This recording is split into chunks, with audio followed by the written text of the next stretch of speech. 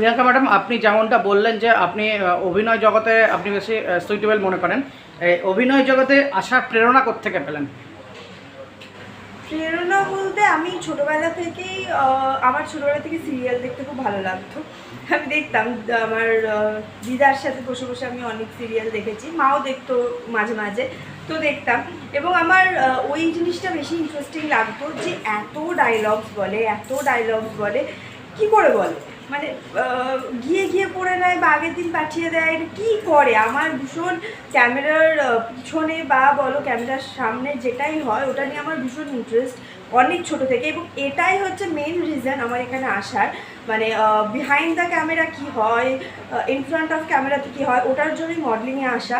এবং তারপর অভিনয়ের এখানে আসা হচ্ছে না কিছু, মানে এত ভালো ভালো অভিনেতাদের সাথে আমি কাজ করি, আমার যে সিরিয়ালে যারা আছেন এত সিনিয়র আমার থেকে, তো প্রত্যেক দিন নতুন কিছু শিখতে পারা যায়, এটা আমার কাছে খুব মজার, ভালো লাগে আমার। আপনি যেমনটা বললেন যে বিহাইন্ড ক্যামেরা বা ইন ফ্রন্ট অফ ক্যামেরা এত পার্টস, এত রোলস করা হয়, দেখে দেখে না দেখে, এটা আগে এটা যেমন এক্সপিরিয়েন্স ছিল, এখন যেমন এক্সপিরিয়েন্স হয়েছে, দুটোকে কম্পেয়ার করলে কি বলবেন যে কতটা মুখস্থ রাখতে হয় বা কতটা নিজেকে চরিত্রে ভালোভাবে ফুটিয়ে তোলা যায়, বা নর্মালাইজ থেকে রিয়েল লাইফ থেকে এবং রিল লাইফে যে ট্রান্সফার হঠাৎ করে শিফট ওভার, এটা কীভাবে আপনি বলবেন? এটা অনেকটাই ডিফারেন্ট, মানে আমি যেরকম ছোটোবেলায় ভাবতাম সেটা একদমই নয়। এখানে ভীষণ পড়তে হয়, পড়াশোনা করতে হয়। মানে অনেকেই ভাবে যে সেজে পুজে নিলাম, বোধহয় শুটিংয়ে গিয়ে মেকআপ টেকআপ করে নিয়ে তারপর আর খুব একটা ওই তো দুটো তিনটে ডায়লগ বলে বা এরকম কিছু, একদমই সেটা নয়। বিকজ প্রত্যেকটা অ্যাক্টর ওখানে তাদের নিজেদের চরিত্রটা প্লে করার চেষ্টা করে, এবং সবার নিজেদের চরিত্রের এক একটা শেড আছে, সেটাকে রাখতে হয়। এবং সেই ওয়াইজ ধরো কি সিন আসছে তার উপর সেই চরিত্রটা কীভাবে রিয়্যাক্ট করবে সেইটা বুঝতে হয়। হয়তো মানে খুব একটা ইমোশনাল সিনের আগেই আমরা খুব হাসাহাসি করছি, মজা করছি, এবং তারপরেই আবার মানে কাট টু ওই সিনে ঢুকতে হয়। It's not very easy job, it's very difficult. এবং যারা এটাকে খুব ভালোভাবে করে থাকে, মানে অভিনয় করে যারা যারা খুব ভালো অভিনেতা অভিনেত্রীরা আছেন, তো it's not very easy job, এটা খুব ডিফিকাল্ট, এবং তারা সত্যি ভীষণ ট্যালেন্টেড, নাহলে এটা করাটা সম্ভব নয়। এত সিরিয়াল হয়েছে বা হচ্ছে, আপনিও করছেন, পার্টিকুলার অর্ণা চরিত্রটা, যে আপনি অর্ণা চরিত্রে যে অভিনয় করার সুযোগ পেলেন, মানে এটা এই সিরিয়ালটা যে এটা কী হবে এলো, মানে এর যাত্রাটা কীরকম, জার্নিটা? আমি আমার সেদিনকে শুটিং ছিল, হ্যাঁ শুটিং ছিল। আমি তার আগে একটু আপনাকে ইন্টারাপ্ট করছি।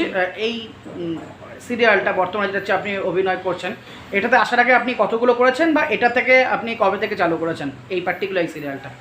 এটাতে আসার আগে আমি, এটাই আমার ফার্স্ট সিরিয়াল, এটা আমাদের 2 বছর হতে যায় কথা। I joined over in 2023 last month, November yeah December.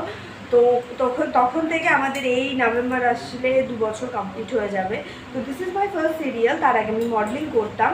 Modelling থেকেই আমি প্রচুর অডিশন দিয়েছি, এবং সেই অডিশন দিতে এই চ্যানেলের সাথে আমার যোগাযোগ হয়, আমার অডিশন ওনাদের ভালো লাগে, এবং এই ক্যারেক্টারটার জন্য ওনাদের মনে হয়েছে যে আমার, মানে আমি অ্যাপ্রোপ্রিয়েট, তাই আমাকে এটার জন্য ওরা কাস্ট করেছে, এবং তারপর চলছে। পার্টিকুলার ডিরেক্টর আপনাকে অর্ণা চরিত্রে অভিনয় করার জন্য যে সুযোগ দিয়েছে, আপনি ডিরেক্টরের কী বার্তা দেবেন, ডিরেক্টরের নাম কী এবং কী বার্তা দেবেন? ডিরেক্টর তো হয়, ডিরেক্টর হচ্ছে না মানে প্রত্যেকটা গল্পের ক্যাপ্টেন অফ দ্য শিপ। তো উনি যেভাবে পুরো ব্যাপারটাকে চালনা করেন, প্রত্যেকটা অ্যাক্টর সেভাবেই সেখানে কাজ করেন। এবং direct is the most important part of any serial, any web, any film, anything. তো ডিরেক্টর, আমার সিরিয়ালের ফার্স্ট ডিরেক্টর যার সাথে আমি কাজ করেছি তিনি হচ্ছেন সুমন দাস। এই মুহূর্তে আমাদের পাভেলদা ডিরেক্ট করছে। তো দুজনের সাথে আমার এক্সপিরিয়েন্স ভীষণ ভালো। সুমনদার থেকে প্রচুর কিছু শিখেছি। সুমনদা থেকে, মানে যেহেতু এটা আমার ফার্স্ট সিরিয়াল, তো টেকনিক্যালিটিস যেগুলো, কীভাবে লেন্স, মানে ক্যামেরা নেওয়া, কীভাবে অনেকজন দাঁড়িয়ে আছে তার মাঝখান থেকে ক্যামেরা নেওয়া, কীভাবে যাওয়া আসা, এভরিথিং, অনেক খুঁটিনাটি জিনিসগুলো শিখেছি। পাভেলদার থেকেও অনেক কিছু শিখছি। তো মানে আমার যেহেতু এই জিনিসটাই খুব ভালো লাগে, তাই এটা রিলেটেড যা আছে সবটাই আমার কাছে খুব মজার। প্রথম দিকে ক্যামেরার সামনে যে অভিজ্ঞতা যারা বলছেন, এই সিরিয়ালটা প্রথম দিকে আপনার অভিজ্ঞতা কেমন ছিল? প্রথম থেকে ভীষণ ভয় লাগতো, কারণ আমি এটা আমার ফার্স্ট সিরিয়াল, এবং বাকি আমার ওখানে যারাই আছে সবাই অনেক সিনিয়র আমার থেকে, but they are very helpful. আমার মার চরিত্র যিনি পাঠ করেন অর্পিতা থেকে শুরু করে আমাকে প্রচুর প্রচুর প্রচুর হেল্প করেছেন, এবং আস্তে আস্তে এখন যেমন সবটা ভীষণ হয়ে গেছে, মানে ইজি টু গো হয়ে গেছে, করতে পারি, কিন্তু প্রথম দিকে সেইগুলোকে করতে শিখতে টাইম লাগতো। ফ্লোরে টাইম দেওয়াটা খুব দরকার যারা নতুন আসে তাদের জন্য। আমার মনে হয়, আমি অ্যাজ এ নিউ কামার হিসাবে বলছি, নতুন যারা আসে তাদের না, সিনিয়র যারা আছে তাদেরকে দেখে তারা ঠিক কীভাবে ক্যামেরা নিচ্ছে, কীভাবে বলছে, কোন ডায়লগটা ডেলিভারি কীরকম করছে, ফ্লোরে একটু বেশিক্ষণ টাইম থাকলে বা সিনিয়রদের কথা শুনলে বুঝলে, এবং মানে হয় না একটা তুমি জাস্ট একদম একটা ফাঁকা খাতা নিয়ে যাও, একটা হোয়াইট পেজ নিয়ে যাও, তাহলে তুমি অনেক কিছু লিখে নিয়ে আসতে পারবে। কতটা চ্যালেঞ্জিংয়ের মুখে পড়েছেন? হ্যাঁ, এরকম অনেক কিছুই হয়েছে, মানে যেহেতু এটা আমার প্রথম সিরিয়াল, তো তার জন্য নট অনলি সিরিয়াল, আমি যখন মডেলিংও এসেছিলাম তখনও প্রচুর কিছু চ্যালেঞ্জ ফেস করতে হয়েছে। এরকম এমন জায়গায় জায়গায় শুটে গেছি, এত রাতে রাতে ফিরেছি, সেটা তো ভীষণই একটা বড় ব্যাপার। এবং আমার ফার্স্ট ফ্লাইট লাইফের, সেটাও আমার শ্যুটের জন্য আমি একা গেছি বম্বে, তারপর আমি কোয়েম্বাটুর, এগুলো সব আমার একা একাই যাওয়া, এবং সেগুলো ফার্স্ট টাইমের জন্য। তো চ্যালেঞ্জিং জিনিসটার থেকেও বলবো খুব মজার, যেহেতু আমি এই একটা কথা সবসময় বলি, এবং আমার মনে হয় যে কোনো প্রফেশনের ক্ষেত্রে যদি তোমার সেটা খুব পছন্দের প্রফেশন হয়, তো তোমার দেখবে না কোনো কিছুই মনে হবে না খুব কঠিন। হ্যাঁ কঠিন, বাট ওটা তোমার যদি খুব পছন্দের জায়গা হয়, তাহলে মেকআপ বলো, যে কোনো জিনিস বলো, সেটা তোমার কাছে মনে হবে না, আই ক্যান ডু ইট। এই যে চরিত্রটা তুমি ফুটিয়ে তুলেছো এই সিরিয়ালটাতে, রিয়েল লাইফের সঙ্গে কিছু মিল খুঁজে পাচ্ছ কি? রিয়েল লাইফে আমি ভীষণ ঠোঁটকাটা, আমি ভীষণ মুখের উপর বলে দিই, লোকজনের খুব একটা পছন্দ হয় না আমার কথা। আর আমি না একদমই, আমি খুব ট্রান্সপারেন্ট, আমার একদম পছন্দ না, মানে আমি তোমার অন ফেস তোমাকে বলে দেবো তোমার এটা পছন্দ না, তোমার এটা পছন্দ।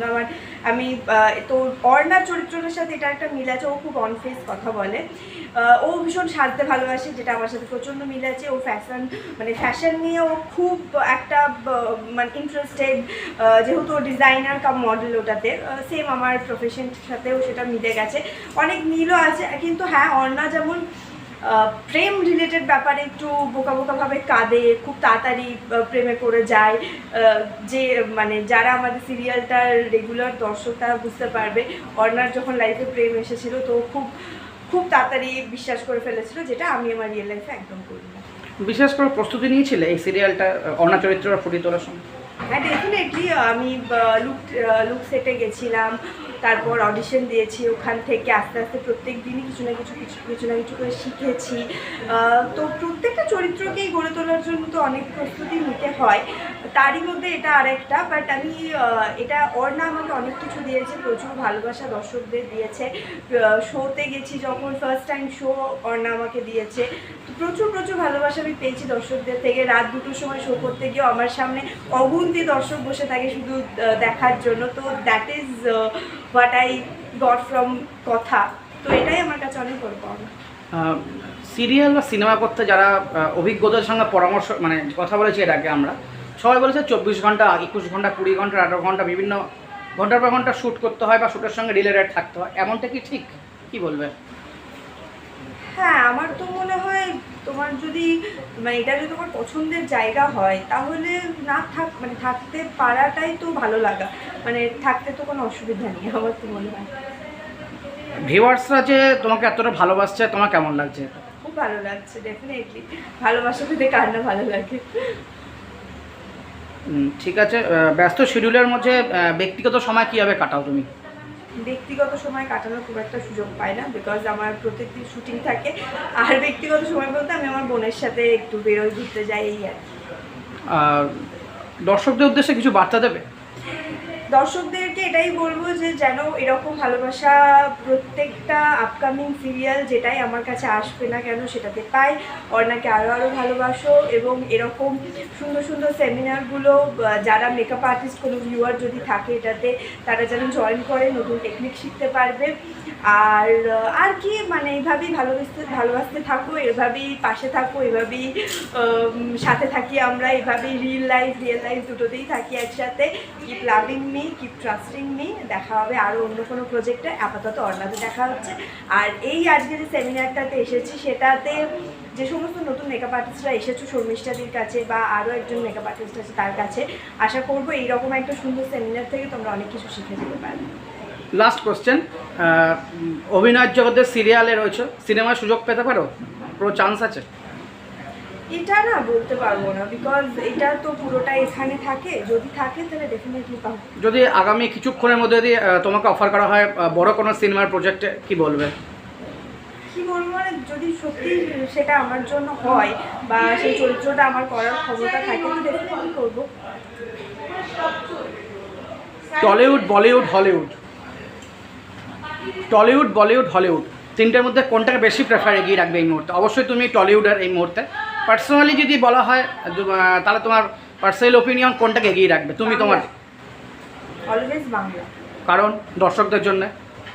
কারণ মানে এখানে বড় হয়েছে, এখানে মানুষ হয়েছে, এখানে জন্মেছে, এখানে এত ভালো ভালো অ্যাক্টাররা আছে, উত্তম কুমার, সুচিত্রা সেন, সৌমিত্র চ্যাটার্জি, এনাদের মতো মানুষরা এখানকার মানুষ, মানে এখানকার অভিনেতা, তো অবশ্যই বাংলা। তোমাকে অসংখ্য ধন্যবাদ। দুর্গাপুর ব্লগসের তরফ থেকে তোমাকে অসংখ্য ধন্যবাদ। তোমার আগামী জীবনের পর্ব আরও সুখকর হোক। Thank you.